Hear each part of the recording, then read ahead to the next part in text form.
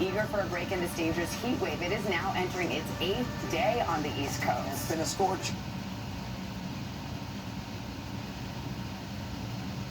Over the next few days, including, as mentioned, the millions eager for a break in this dangerous heat wave. It is now entering its 8th day on the East Coast. It's been a scorcher. It comes amid historic flooding across the Midwest, causing massive property damage and some evacuations. In the meantime, the countdown is on to the first presidential debate. It's just 3 days away now.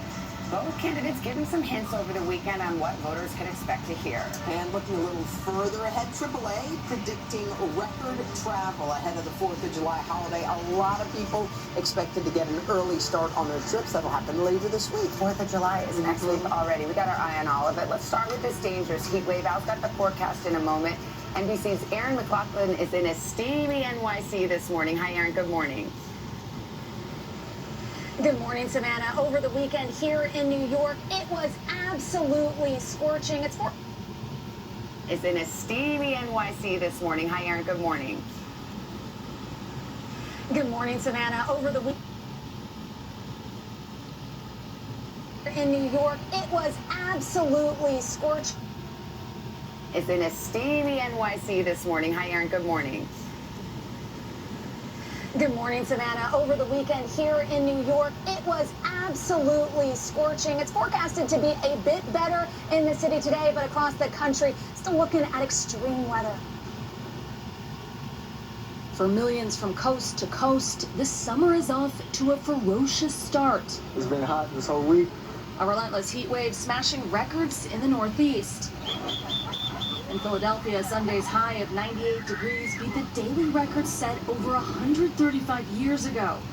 While Washington, D.C. hit 100 degrees in June for the first time in over a decade. Other communities facing severe flooding, including Rock Valley, Iowa, where recovery efforts are ongoing after the town was submerged in floodwaters when a levee broke, forcing some residents to evacuate. The river rose to historic levels. It's a monumental undertaking. Iowa's governor declaring a disaster for 21 counties. In Tucson, the fire department said a woman died in an intense monsoon rainstorm, and another person died in flooding in South Dakota, where 4 rivers broke record levels.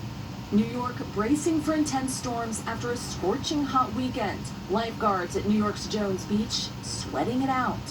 I mean, this just keeps getting worse. Like every summer, it feels like it's turning, the temperature goes up. You worried about that?